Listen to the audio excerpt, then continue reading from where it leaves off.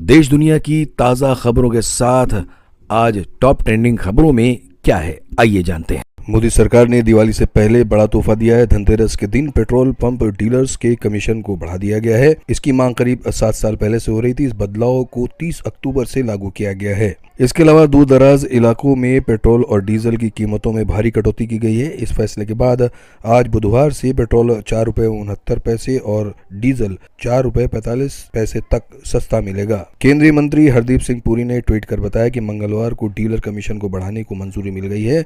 इसकी मांग करीब 7 साल से हो रही थी। अच्छी बात यह है कि इसका रिटेल प्राइसेस पर असर नहीं पड़ेगा। इस फैसले से करीब 7 करोड़ नागरिकों को बेहतर सर्विस मिलेंगी जो हर दिन देश में फ्यूल रिटेल आउटलेट पर विजिट करते हैं। कमीशन की बढ़ोतरी से देश में 83,000 से ज्यादा पेट्रोल पंप पर काम करने वाले करीब 10 lakh staff petrol pump dealer का जीवन सुखमय होगा। इस ऐतिहासिक फैसले पर उन्होंने मोदी सरकार और सभी पेट्रोल डीलर्स एसोसिएशन को हार्दिक बधाई दी, जिन्होंने इस फैसले पर सहमति जताई।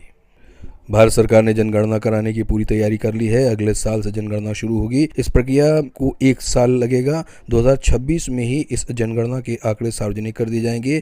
ये जनगणना 2021 में ही शुरू होनी थी, लेकिन कोरोना के चलते इसे टाल दिया गया था। फिर लोकसभा चुनाव आए तो थोड़ी और देर हो गई। अब इस पर सरकार ने आगे बढ़ने की कोशिश तेज कर दी है। यह जनगणना बेहद अहम है क्योंकि इसके आधार पर ही लोकसभा और विधानसभा की सीटों का परिसीमन होगा। बीते 50 सालों से लोकसभा सीटों का परिसीमन रुका हुआ है। 2029 में सीटें बढ़ेंगी और महिला आरक्षण भी लागू होना है।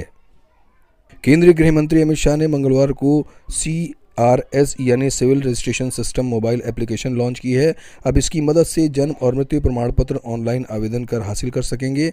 कहा जा रहा है कि इस ऑनलाइन सुविधा की मदद से दोनों तरह के प्रमाण पत्र लेने में लगने वाले समय कम करने में भी मदद मिलेगी। सर्टिफिकेट हासिल करने के लिए यूजर्स को ऑनलाइन रजिस्टर करना होगा। ऑनलाइन लिंक की मदद से ऐसा किया जा सकता है। साइन अप के लिए यूजर के नाम, मोबाइल नंबर, ईमेल आईडी, जन्म या मृत्यु का समय और एड्रेस संबंधी जानकारी देनी होगी। हैदराबाद में दिल दुखाने वाली एक घटना सामने आई। यहाँ 33 साल की एक महिला की मोमोज खाने से दर्दनाक मौत हो गई है। पुलिस की जांच में हैरान करने वाला खुलासा हुआ है। फिलहाल मोमो स्टॉल चलाने वाले 2 लोगों को हिरासत में लिया गया है। इसके साथ ही गैर इरादतन हत्या का मामला दर्ज किया गया है। घटना हैदराबाद के बंजारा हिल्स इलाके में एक स्ट्रीट वेंडर से मोमोज खाने के बाद हुई। दावा किया जा रहा है कि महिला की मौत मोमो खाने की वजह से हुई। इसके अलावा 20 अन्य लोग फूड पॉइजनिंग का शिकार हो गए हैं। घटना की जानकारी पुलिस ने दी है। अमेरिका के राष्ट्रपति चुनाव में 1 हफ्ते से भी कम समय बाकी है। राष्ट्रपति चुनाव को लेकर हाल ही में पोल किया गया, जिसमें डेमोक्रेट उम्मीदवार कमला हैरिस और रिपब्लिकन उम्मीदवार डोनाल्ड ट्रंप के बीच कड़ी टक्कर बताई जा रही है। लेटेस्ट सर्वे में पता चला है कि विस्कॉन्सिन, मिनेसोटा, मिशिगन और उत्तरी कैरोलिना में दोनों राष्ट्रपति पद के उम्मीदवारों के बीच कड़ा मुकाबला है। न्यूयॉर्क टाइम के सर्वेक्षण के अनुसार राष्ट्रीय औसत में कमला हैरिस को 49% और डोनाल्ड ट्रंप को 48% की मामूली बढ़त दी गई है। दिवाली जैसे त्यौहार के बीच बहुत बड़ी खबर सामने आई है। खास बात यह है कि ये खबर ओल्ड पेंशन से जुड़ी है। जी हां, पुरानी पेंशन बहाली को लेकर सरकार की ओर से अब तक का सबसे बड़ा फैसला हो गया है। बीते कुछ वक्त से इसको लेकर सरकारी कर्मचारी बेसब्री से इंतजार कर रहे थे। इन कर्मचारियों की मांग थी कि सरकार जल्द से जल्द पुरानी पेंशन को बहाल करे। यही नहीं, केंद्र के साथ साथ राज्य सरकार से भी इस योजना के लागू किए जाने की डिमांड की गई थी। मोदी कैबिनेट की एक अहम मीटिंग में सरकार की ओर से बड़ा फैसला लिया गया है। इस फैसले के तहत यूनिफाइड पेंशन स्कीम को मंजूरी दी गई है। ये खबर मिलते ही कर्मचारियों में खुशी का माहौल है। कई कर्मचारियों ने भी मिठाइयां बांटना शुरू कर दिया है। देश में साइबर फ्रॉड के मामले तेजी से बढ़ रहे हैं। साइबर ठग आए दिन लोगों को ठगने के लिए नए नए तरीके अपना रहे हैं। इन ठगी को रोकने के लिए सरकार भी एक्शन मोड में है और लगातार इससे निजात पाने की कोशिश कर रही है। भारतीय दूरसंचार नियामक प्राधिकरण यानी ट्राई द्वारा टेलीकॉम ऑपरेटरों को निर्देश दिए जा रहे हैं कि वे अपने सिम कार्ड यूजर्स के डेटा को सुरक्षित रखने के लिए सख्ती बरतें। सरकार के इस फैसले से रिलायंस, वोडाफोन, आइडिया, एयरटेल और BSNL के ग्राहकों के लिए स्कैमर्स से बचना आसान हो जाएगा और उनकी टेंशन कम हो सकेगी। सिम कार्ड से जुड़े नियम 1 नवंबर से लागू हो रहे हैं। सरकार की ओर से फेक कॉल्स और मैसेज में रोक लगाने के लिए नियमों में बदलाव किया गया है। ट्राई के अनुसार टेलीकॉम ऑपरेटर्स को फेक कॉल पर लगाम लगाने के लिए निर्देश दिए गए हैं। फेक कॉल और मैसेजेस के जरिए स्कैमर्स लोगों के साथ ठगी कर उनका बैंक खाता खाली कर रहे हैं। रेलवे ने दिवाली छठ के अवसर पर बड़ा फैसला किया है। महाराष्ट्र के बांद्रा टर्मिनल पर बीते दिनों मची भगदड़ से रेलवे अलर्ट हो गया है। पश्चिम रेलवे का नया आदेश जारी किया गया है।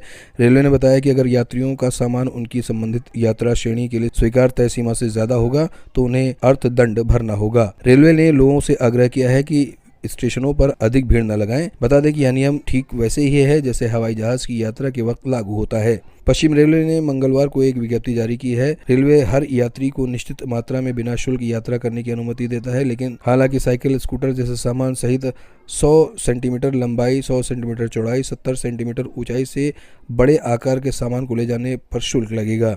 पश्चिम रेलवे ने सभी यात्रियों से आग्रह किया है कि स्टेशनों पर अधिक भीड़ भाड़ न लगाएं।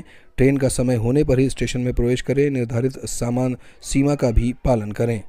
भारतीय कंपनी जॉय ई बाइक ने प्रयास शुरू कर दिए हैं। दरअसल कंपनी ने इस साल इंडिया मोबिलिटी एक्सपो 2024 में अपने पानी से चलने वाले स्कूटर का कॉन्सेप्ट पेश किया। कंपनी ने अभी तक इस स्कूटर के फाइनल प्रोडक्ट और लॉन्च करने के बारे में कुछ स्पष्ट नहीं किया है। माना जा रहा है इसे इंडिया मोबिलिटी ग्लोबल एक्सपो 2025 में एक बार फिर देखा जा सकता है। इसमें कुछ नए अपडेट भी देखने को मिल सकते हैं। आपको बता दें कि ऑटो एक्सपो अगले साल 17 से 22 जनवरी तक आयोजित किया जाएगा।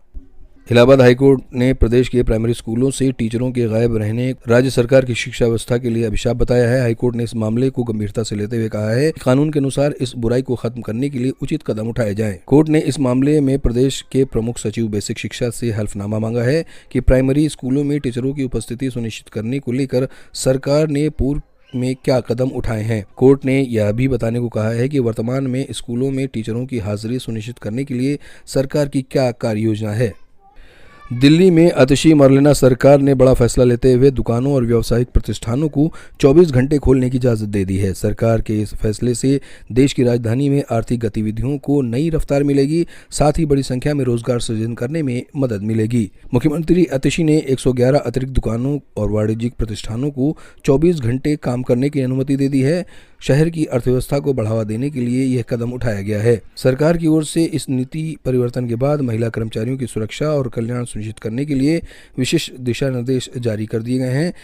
पैन कार्ड धारकों के लिए बड़ी खबर है। अगर आपने पैन कार्ड बनवाया है और अभी तक उसे आधार से लिंक नहीं कराया है तो ये खबर आपके काम की है। आपको बता दें कि केंद्र सरकार द्वारा हाल ही में पैन कार्ड के लिए नए नियम लागू कर दिए गए हैं। जिन नागरिकों ने पैन आधार लिंक प्रक्रिया को पूरा नहीं किया है उनकी समस्या अब खत्म होने वाली है। केंद्र सरकार ने कहा है कि पैन कार्ड को आधार से लिंक कराना सबके लिए अनिवार्य है। सरकार ने नए निर्देश जारी किए हैं कि पैन कार्ड धारक तुरंत ही अपना पैन कार्ड आधार से लिंक करें।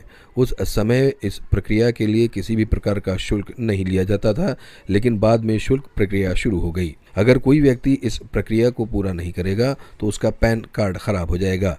लेकिन जब से सरकार ने नया नियम लागू किया है, नागरिकों को बहुत राहत प्राप्त हुई है। इस प्रक्रिया के तहत अब जो नागरिक पैन कार्ड बनाते हैं तो आधार कार्ड से उसी दौरान लिंकिंग प्रक्रिया शुरू हो जाती है। सरकार ने पैन कार्ड की जानकारी देते हुए कहा है कि जिन नागरिकों ने हालिया में अपने पैन कार्ड हेतु आवेदन किया है या फिर हाल में ही अपना पैन कार्ड बनाया है तो उसे आपको अलग से आधार से लिंक कराने की ज़रूरत नहीं है। सरकार ने जो नया नियम लागू किया है उसके तहत जब आप अपना पैन कार्ड बनवाते हैं तो उसी समय आपका आधार लिंकिंग की प्रक्रिया भी पूर्ण हो जाती है। इसलिए अब आपको फिर से लिंकिंग की प्रक्रिया नहीं करनी होगी। उत्तर प्रदेश में रहने वाले लोगों के लिए एक बड़ी खबर सामने आ रही है। ताज़ा रिपोर्ट के मुताबिक यूपी में दीपावली छठ के मौके पर लोगों को किसी तरह की परेशानी न हो, इसके लिए सरकार द्वारा तोहफा दिया गया है। इसके लिए आदेश भी जारी किए गए हैं। दीपावली व छठ त्योहार पर यात्रियों की सुविधा के लिए परिवहन निगम लखनऊ 316 अतिरिक्त बसें चलाएगा। इसको लेकर आदेश जारी किए गए हैं। दीपावली व छठ त्योहार पर सबसे ज्यादा बसों का संचालन लखनऊ, गोरखपुर, दिल्ली, आजमगढ़ और प्रयागराज आदि में होगा। लखनऊ क्षेत्र के 9 डिपो में 931 बसों का बेड़ा है। इनमें 841 का आवंटन किया गया है। इससे दीपावली छठ पर आने जाने वालों को आसानी होगी। दिवाली और छठ के मौके पर लखनऊ से आनंद विहार, जयपुर, हरिद्वार, देहरादून, वाराणसी, गोरखपुर और आजमगढ़ से संबंधित मार्गों पर भी अतिरिक्त बसें प्रमुखता से चलाई जाएंगी। दीपावली और छठ के मौके पर मुख्यमंत्री योगी आदित्यनाथ के निर्देश पर पावर कॉर्पोरेशन प्रबंधन ने शहर से गांव तक 24 घंटे निर्बाध बिजली आपूर्ति के इंतजाम किए हैं। 1 नवंबर 2024 से भारत देश में कई नियमों को लागू किया गया है और कुछ नियमों में बदलाव भी किया गया है, जिसके कारण भारत के लोगों की आम जिंदगी में काफ़ी बड़ा प्रभाव पड़ने वाला है। इनमें से आपको एलपीजी गैस सिलेंडर, बिजली बिल, बैंक खाता और अन्य जानकारियों से जुड़े हुए अपडेट शामिल किए गए हैं। ये सभी नियम 1 नवंबर 2024 से लागू होने जा रहे हैं। इससे पहले आपको इन सभी नियमों की जानकारी होनी चाहिए। तो चलिए विस्तार से जानते हैं कि कौन से नियमों में सरकार द्वारा बदलाव किया गया है। 1 नवंबर से एलपीजी गैस सिलेंडर की कीमतों में बदलाव किए गए हैं। घरेलू उपयोग वाले सिलेंडर की कीमत में मामूली बदलाव हुआ है, जबकि कमर्शियल सिलेंडर की कीमत में 48 रुपए की वृद्धि दर्ज की गई है। इससे रेस्टोरेंट और छोटे व्यवसायों को प्रभावित होना पड़ सकता है, जबकि घरेलू उपयोगकर्ताओं के लिए राहत की उम्मीद है। बिजली बिल भुगतान के लिए 1 नवंबर से कुछ नए नियम लागू होंगे। अब बिजली बिल का भुगतान समय पर न करने पर अतिरिक्त जुर्माने का सामना करना पड़ सकता है। इसके अलावा कई राज्य सरकारें स्मार्ट मीटरिंग सिस्टम लागू कर रही हैं, जिससे बिल के भुगतान की प्रक्रिया को और अधिक पारदर्शी और स्वचालित बनाया जाएगा। यदि आपने अभी तक अपने बैंक खाते को आधार से लिंक नहीं किया है तो 1 नवंबर के बाद आपका बैंक खाता निष्क्रिय हो सकता है। सरकार ने बैंक खातों को आधार से लिंक करना अनिवार्य कर दिया है, ताकि सब्सिडी और अन्य योजनाओं का लाभ सीधे खाते में पहुंच सके। 1 नवंबर से पेट्रोल और डीजल की कीमतों में भी बदलाव देखने को मिलेगा। कच्चे तेल की कीमतों में गिरावट के कारण पेट्रोल और डीजल के दाम में थोड़ी राहत मिलने की उम्मीद है। इससे आम लोगों की यात्रा खर्च में कमी आ सकती है।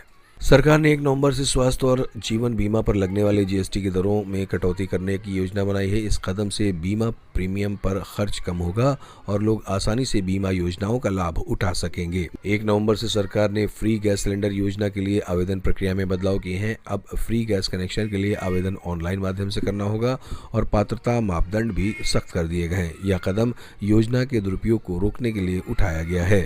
सरकार ने स्मॉल सेविंग्स स्कीम जैसे पीपीएफ, सुकन्या समृद्धि योजना, एनएससी और एससीएसएस की ब्याज दरों में भी कोई बदलाव नहीं किया है। सुकन्या समृद्धि योजना पर अब भी 8.2% ब्याज मिलेगा, जिससे निवेशकों को राहत मिलेगी।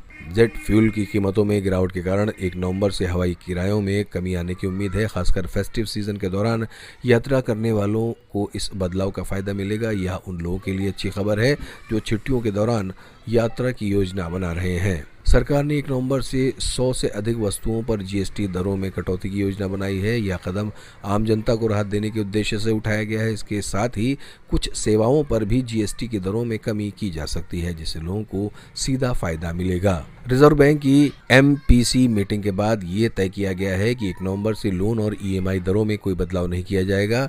इससे होम लोन और अन्य लोन की ईएमआई में वृद्धि की संभावना नहीं है। लोन लेने वालों की ये एक अच्छी खबर है। 1 नवंबर 2024 से लागू होने वाले ये नियम आम आदमी के जीवन पर सीधा प्रभाव डालेंगे, वो चाहे एलपीजी गैस सिलेंडर की कीमत हो, बिजली बिल भुगतान का तरीका हो या फिर बैंक खातों में आधार लिंक करने की अनिवार्यता। सभी बदलाव महत्वपूर्ण हैं। इन नए नियमों को समझना और इसके अनुसार सभी योजनाएं बनाना जरूरी है, ताकि आप समय रहते आवश्यक कदम उठा सकें और किसी भी परेशानी से बच सकें। जनगणना को लेकर बड़ी खबर सामने आई है। सरकारी सूत्रों के हवाले से बताया गया है कि अगले साल से जनगणना शुरू होगी। जनगणना 2025 से शुरू होकर 2026 तक चलेगी। दरअसल जनगणना 2021 में होनी थी, लेकिन कोरोना महामारी के कारण इसे टालना पड़ा था। बताया जा रहा है कि अब जनगणना का चक्र भी बदलेगा। हर 10 साल में होने वाली जनगणना अब अगली बार 2035 में होगी। अभी तक हर 10 साल में होने वाली जनगणना दशक के शुरुआत में होती थी, जैसे 1991, 2001, 2011, मगर अब 2025 के बाद अगली जनगणना 2035, 2045 और 2055 में होगी। लोकसभा सीटों का परिसीमन जनगणना पूरी होने के बाद शुरू होगा। परिसीमन की प्रक्रिया 2028 तक पूरी होने की संभावना है। कई विपक्षी दलों की तरफ से जातिगत जनगणना की मांग भी हो रही है, लेकिन सरकार ने अभी इस बारे में फैसला नहीं किया है। जनगणना में धर्म और वर्ग पूछा जाता है। सामान्य, अनुसूचित जाति और जनजाति की गणना होती है। इस बार लोगों से यह भी पूछा जा सकता है कि वे किस संप्रदाय के अनुयायी हैं। उदाहरण के तौर पर कर्नाटक में सामान्य वर्ग में आने वाले लिंगायत स्वयं को अलग संप्रदाय के मानते हैं। इसी तरह अनुसूचित जाति में वाल्मीकि, रविदास जी जैसे अलग अलग संप्रदाय हैं। यानी धर्म वर्ग के साथ संप्रदाय के आधार पर भी जनगणना की मांग पर सरकार विचार कर रही है। डीटीएच फ्री डिश में नए चैनल जुड़ने से अब दर्शक बिना किसी अतिरिक्त खर्च के 140 से अधिक चैनलों का आनंद ले सकते हैं। अप्रैल 2024 में अपडेट की गई इस चैनल लिस्ट में विभिन्न भाषाओं के मनोरंजन और समाचार चैनल शामिल हैं, जो पूरी तरह से मुफ्त उपलब्ध हैं। अगर आप अपने टेलीविजन पर डीटीएच फ्री डिश के माध्यम से मुफ्त चैनल देखते हैं, तो आपको डीटीएच फ्री डिश में हाल ही में किए गए अपडेट के बारे में जानना बेहद जरूरी है। अप्रैल 2024 में किए गए इस अपडेट के बाद डीटीएच फ्री डिश पर कई नए चैनल जुड़े गए हैं, जिनमें जैसे कई मनोरंजन, समाचार और विभिन्न भाषाओं के चैनल शामिल हैं।